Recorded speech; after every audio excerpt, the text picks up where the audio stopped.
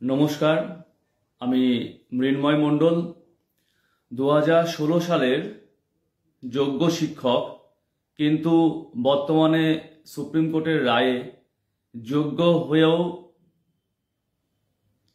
বঞ্চিত শিক্ষক।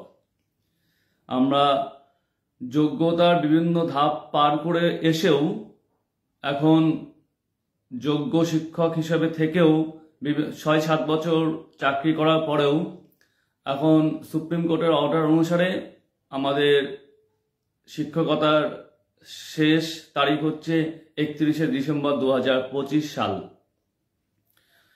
কয়েকটা বিষয় কিছু মানবিক আবেদন রাখার জন্য আজকের এই লাইভ। কয়েকটা বিষয় আপনাদের সঙ্গে শেয়ার করা দরকার। আমরা জানি 2024 সালের 22শে এপ্রিল হাইকোর্টের একটা অমানবিক রায় সেটা আসে, সেটাকে চ্যালেঞ্জ করে আমরা সুপ্রিম কোর্টে যাই, এসএলপি করি এবং সেটা সুপ্রিম কোর্টে যখন আমাদের আইনি প্রক্রিয়াগুলো চলে সেখানে আমরা দুটো সঠিক রায় পেয়েছি। প্রথম রায়টা আমরা 7ই মে পেয়েছিলাম স্টে অর্ডার, এবং আমরা আশা রেখেছিলাম, আমরা জানি যে মহামান্য সুপ্রিম কোর্ট সমস্ত বিষয় দেখে বিচার বিবেচনা করেন এবং ভারতবর্ষের সংবিধান আইন ব্যবস্থা এত সুদৃঢ় যে সবকিছু গভীরে গিয়ে ন্যায়ের পক্ষে রায় দেন, এবং আমরা আশা রেখেছিলাম আমরা তেমন কিছুই পাব। কিন্তু ঘটনাক্রমে আমরা দেখলাম যে টোটাল হিয়ারিং এ যে যোগ্য অযোগ্য সেগ্রিগেশনের যে বিষয়টা ছিল সেই বিষয়টা পুরো সাইডে সরিয়ে রেখে, এবং আমাদের প্রাক্তন সিজিআই আমাদের চন্দ্রচূড় স্যার উনি বলেছিলেন court will set the modality, কিন্তু সেটাও দেখলাম না। আমাদের জাস্ট খান্না স্যার জাস্ট প্রাক্তন সিজিআই উনি কিন্তু সে সমস্ত জায়গায় গেলেনই না, কোনো কিছু করলেন না, এবং টোটাল যে হিয়ারিং প্রক্রিয়া ছিল সেখানে সেগ্রিগেশনের উপরে ব্যাপারটা ছিল, এবং সেখানে সেগ্রিগেশন হয়েছে, সেগ্রিগেশন পুরোপুরিভাবে হবে, আর্টিকেল 12 বডি এসএসসি সেগ্রিগেশন করবে, সবকিছু ঠিকঠাক, কিন্তু সেই বিষয়ে না গিয়ে প্রসেস ভিসিয়েটেড বলে প্যানেলটা ক্যান্সেল করে দিল। এবং এখানে বলি আর একটা বিষয়, এই যে জায়গা ওনার হাতে অনেক স্কোপ ছিল, উনি আর্টিকেল 12 বডি এসএসসি কে অনেক কিছু চাইতে পারতেন ওনার কাছ থেকে, এবং দেশের সর্বোচ্চ যে তদন্তকারী সংস্থা সিবিআই আপনাদেরকে জানিয়ে রাখি, এই যে কেসটা হয়েছিল প্যানেলের, আপনাদেরকে জানাচ্ছি একটা কথা, এই কেসটা হয়েছিল প্যানেল রিক্রুটমেন্ট হওয়ার 3 বছর পরে। তারপরে হাইকোর্টে বিখ্যাত আইনজীবী বিকাশ রঞ্জন ভট্টাচার্য, শামীম বাবু, ওনারা সিবিআই তদন্ত চেয়েছিলেন। খুব ভালো কথা, হাইকোর্ট থেকে সিবিআই তদন্ত হয়, এবং সেই সময় থেকে এখনো পর্যন্ত সিবিআই তদন্ত করে যে লিস্ট বা টেন্টেডের যে অযোগ্যদের যে লিস্ট বা ইনভেস্টিগেশনের যে লিস্ট এসছে সেটা বিভিন্ন টাইম টু টাইম তারা কোর্টে সাবমিট করেছে, এবং সেটা এসএসসিও মেনে নিয়েছে, এটা জানি আমরা। তখনও পর্যন্ত যে লিস্টটা ছিল সেই লিস্টটা কিন্তু চেঞ্জ হয়নি, আপনাদেরকে জানাই আবার, সেই লিস্টটা কিন্তু চেঞ্জ হয়নি। তদন্ত অনেক দিন ধরে চলেছে, বুঝতে পারছেন, অনেক দিন ধরে চলার পরে কিন্তু লিস্ট চেঞ্জ হয়নি। এবার আমরা রিভিউ করেছিলাম, রিভিউ পিটিশন করেছিলাম, রিভিউ পিটিশনটা অনেক বেশি রিভিউ পিটিশন হয়েছিল, 181টা রিভিউ পিটিশন হয়েছিল, কিন্তু সেটা সময়ের অভাব হোক বা ওনাদের আত্মসম্মান হতে পারে, রিসেন্টলি একটা আর্টিকেল আমরা পেয়েছি, আত্মসম্মানের ব্যাপার হতে পারে, সেটা আমরা জানবো না।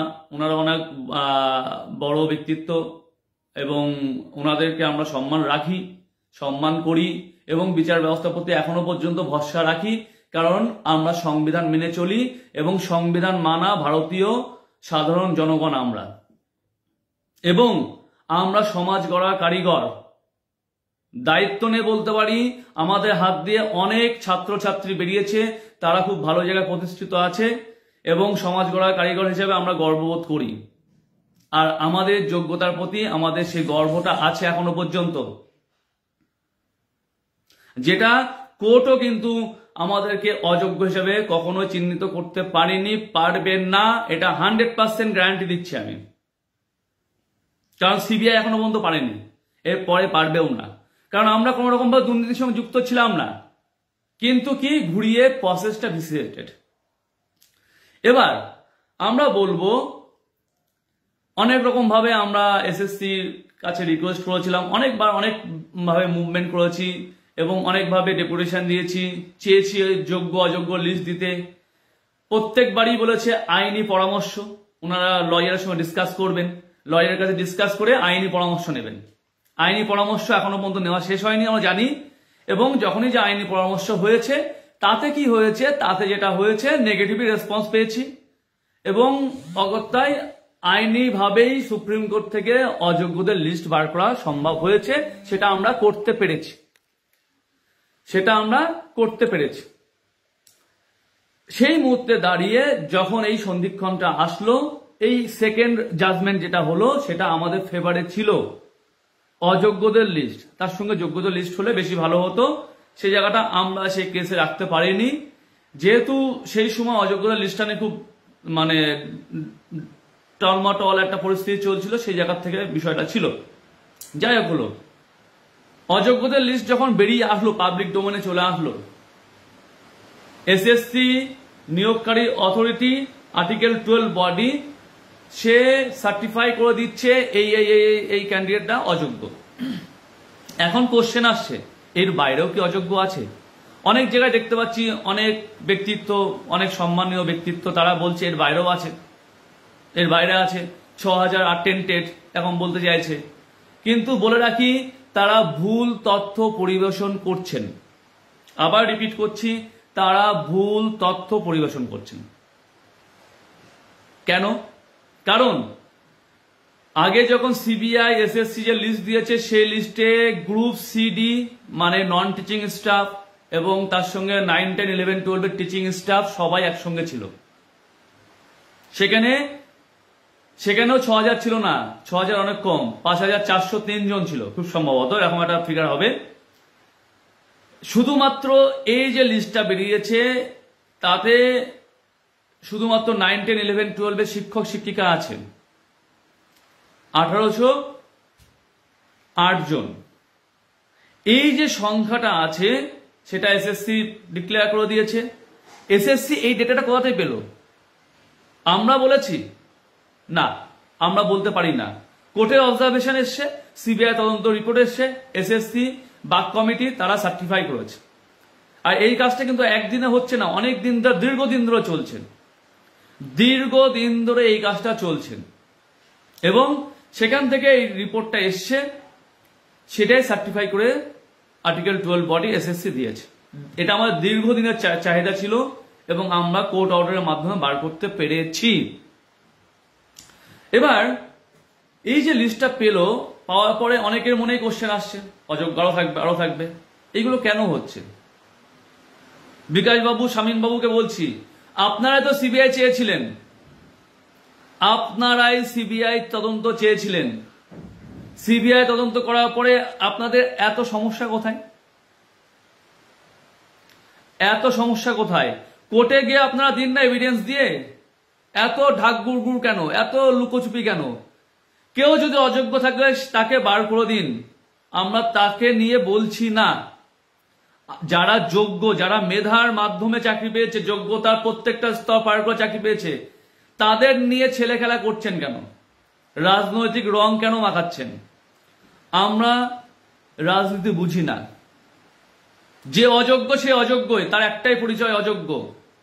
সে কি রঙে থাকছে, কি জায়গায় থাকে আমরা বুঝি না। সে টিএমসি, বিজেপি, সিপিএম এসব আমরা বুঝি না। আমরা বুঝি একটাই মাপকাঠি, যোগ্যতা। যোগ্যতার মেধা দিয়ে চলে এসছে যারা যোগ্য আর যারা অযোগ্য, এটাই বুঝি। কে কোন জায়গায় ছিল, কে কোন রঙের সঙ্গে মিশেছিল আমরা বুঝি না, আমরা একটা জায়গায় বুঝি, সেই জায়গায় দাঁড়িয়ে যদি আপনাদের মনে হয় কোনো কিছু বাদ গেছে এখনো পর্যন্ত, কারণ আমি জানি এখনো পর্যন্ত বাদ যাওয়ার কোনো জায়গা নেই, সিবিআই অনেকদিন ধরে তদন্ত চলছে, কেসটা অনেকদিন ধরে চলছে। আপনাদের হঠাৎ হঠাৎ যদি কিছু কিছু জোগাড় হয় ওই রাজনৈতিক অভিসন্ধি, রাজনৈতিক উদ্দেশ্যের জন্য, খুব দুঃখের সঙ্গে বলছি, এইগুলো ছেড়ে দিন, এই নোংরামিটা ছেড়ে দিন। সবাইকেই বলছি যারা নোংরামিটা করছেন, যারা ভাবছেন লাশের ওপর দিয়ে রাজনীতি করবেন, যোগ্য শিক্ষক শিক্ষিকাদের লাশের ওপর দিয়ে রাজনীতি করবেন, তাদেরকে বলছি আপনারা এই নোংরা রাজনীতি ছেড়ে দিন। কারণ এই পশ্চিমবঙ্গে, এই ভারতবর্ষ কেবলমাত্র আপনাদের নোংরা রাজনীতি করার জায়গা নয়। এখানে যারা যোগ্যতার সঙ্গে, মেধার সঙ্গে চাকরি পেয়েছে তাদেরও জায়গা, এবং সুশীল সমাজ সবারই জায়গা। এখানে যখন লিস্ট পাবলিশ হয়ে গেল এবং বাকি যারা আছে অবভিয়াসলি তারা যোগ্য, পরিষ্কারভাবে দেখা যাচ্ছে। এবং এই লিস্টটা কিন্তু বারবার বলছি, সিবিআই অনেকদিন ধরে তদন্ত করেছে, বাক কমিটি এসএসসি সার্টিফাই করেছে, এই লিস্টটা পুরোপুরিভাবে এস্টাবলিশ। সে জায়গায় দাঁড়িয়ে আইনি পরিপ্রেক্ষিতে কিছু রাস্তা খুলে যাচ্ছে। কি রাস্তাটা? আমরা আইনজীবীদের সঙ্গে ভীষণভাবে আলোচনা করেছি। সেখান থেকে পশ্চিমবঙ্গে এই প্রথম নয়, অন্যান্য রাজনীতিতেও অন্যান্য রাজ্যেতেও এরকম দুর্নীতি হয়েছে বিভিন্ন পরীক্ষাতে, তাতে ফুল প্যানেল কোথাও ক্যান্সেল হয়নি। যদি ক্যান্সেল হয়েছে তাহলে এই যে প্রভিশনটা আছে সেটা অ্যাপ্লাই হয়েছে। সেটা কি? আমাদের বিধানসভাতে বিল পাস করা বা অর্ডিন্যান্স, এই যে বিষয়টা, এটা নিয়ে কিন্তু আলোচনা করা হয়েছে। এবং আমরা বেশ কিছু জিনিস লিগ্যাল পয়েন্ট নোট ডাউন করে আমরা কিন্তু লয়ারের কাছ থেকে নিয়েছি এবং যেখানে যেখানে দেওয়া সেখানে দিয়েছি। এই প্রসঙ্গে আসব। আমরা সরকার, মাননীয় মুখ্যমন্ত্রী এবং সরকারের বিভিন্ন আধিকারিক বা আমাদের যারা এমএলএ আছেন, এমপি আছেন সরকারের পক্ষের, সবার সঙ্গে দেখা করার চেষ্টা করেছি, অ্যাপয়েন্টমেন্ট পাইনি। জানি তারা খুব ব্যস্ত মানুষ, অ্যাপয়েন্টমেন্ট পাওয়া সম্ভব না। এবং সকলকেই কিন্তু আমরা ইন্টিমেশন দিয়েছি, মাননীয় মুখ্যমন্ত্রীকে আমরা মেল করেছি, বারংবার আগেও মেল করেছি সাক্ষাৎকার চেয়ে। উনি ব্যস্ত মানুষ, স্বাভাবিক, আমরা জানি উনি টাইম দিতে পারেননি। আমি করজোড়ে অনুরোধ করছি, ম্যাডাম কাইন্ডলি দেখুন, আমাদের অবস্থা একদমই ভালো নেই একেবারেই আমরা। এবং এই মানসিক যন্ত্রণা, এই টেনশনে আমাদের মধ্যে থেকে অনেক শিক্ষক শিক্ষিকা, রিসেন্টলি সুবোধ সোরেন স্যার মারা গেলেন, আপনিও জানেন, উনি কিন্তু যোগ্য ছিলেন। এটা করজোড়ে অনুরোধ করছি। এবং এখানে বিরোধী দলনেতা মাননীয় শুভেন্দু অধিকারী স্যারকেও আমরা মেল করেছি এবং 1 তারিখে বিধানসভার সামনে গিয়েছিলাম, ওনার সঙ্গে সাক্ষাৎ হয়েছে, আমরা দেখেছি, হার্ড কপি ওনাকে দিয়েছি। এবং সিদ্দিকী স্যার, ওনার সঙ্গে দেখা হয়েছে, ওনার সঙ্গে কথা হয়েছে, ওনাকেও হার্ড কপি দিয়েছি। ওনারা সকলে আশ্বস্ত করেছেন। আমরা আবারও মাননীয় মুখ্যমন্ত্রীর কাছে করজোড়ে ভিক্ষা চাইছি, আমাদের মান সম্মান, জীবন জীবিকা ভিক্ষা চাইছি। কাইন্ডলি দেখুন, এতদিন পর্যন্ত সুপ্রিম কোর্টের কাছে সবকিছু ছিল, এখন কিন্তু সবকিছু আপনাদের হাতেই আছে। আর দয়া করে এখানে কেউ যে নোংরা রাজনীতি করছেন এটা করবেন না। এই আইনি যে পরামর্শ আমরা নিয়েছি, ভারতবর্ষ আইন একই রকম আইন, সকলের জন্য প্রযোজ্য। আশা রাখবো আপনারাও যা যা আইনি পরামর্শ নিয়ে যা করার, অর্ডিন্যান্স জারি করে, বিল পাশ করে, যেটা আইনি ভাষায় ঠিক হবে, যেভাবে করলে হয় সেভাবে করে যোগ্যদের পাশে থাকুন, যোগ্যদেরকে ঠিকঠাকভাবে তাদের স্বপদে সসম্মানে পুনর্বহাল করুন। এই প্রসঙ্গে বলবো, চাকরি পরীক্ষা, যোগ্যতা পরীক্ষা একবার দেওয়ার পরে আবার বারবার দেওয়াটা, এটা নিহাত অপমানজনক নয়, এটা সংবিধান বিরোধী অবশ্যই আমাদের অবজারভেশনে। কারণ যে ব্যক্তি আজকে পরীক্ষা দিয়ে চাকরি পেয়েছে বা কোনো কম্পিটিটিভ এক্সামে চাকরি পাচ্ছে, আগামীকাল বা আগামী পরশু পরীক্ষা দিলে উনি চাকরি পাবেন সেই সিউরিটি নেই, বা তার পরে পরীক্ষা দিলে।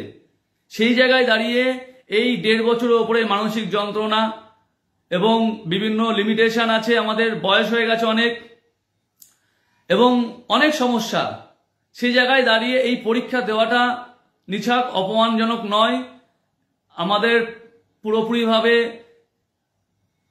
মেরে ফেলা বা মার্ডার করার কিন্তু পরিকল্পনা স্বরূপই। আবারও শেষ করব আমি, মাননীয় মুখ্যমন্ত্রী আপনাকে করজোড়ে অনুরোধ করছি, এগিয়ে আসুন, কারণ বিরোধী যারা আছেন তারা সর্বতভাবে সাহায্য করবে বলেছেন। আপনারা যা যা করলে বেটার হবে সেটা করে নিন, আইনি পরামর্শ থেকে শুরু করে সবকিছু। আগামীকাল লাস্ট অধিবেশনের লাস্ট দিন, অবশ্যই বিধানসভায় বিলটা পাস করার ব্যবস্থা করুন, করজোড়ে অনুরোধ করছি।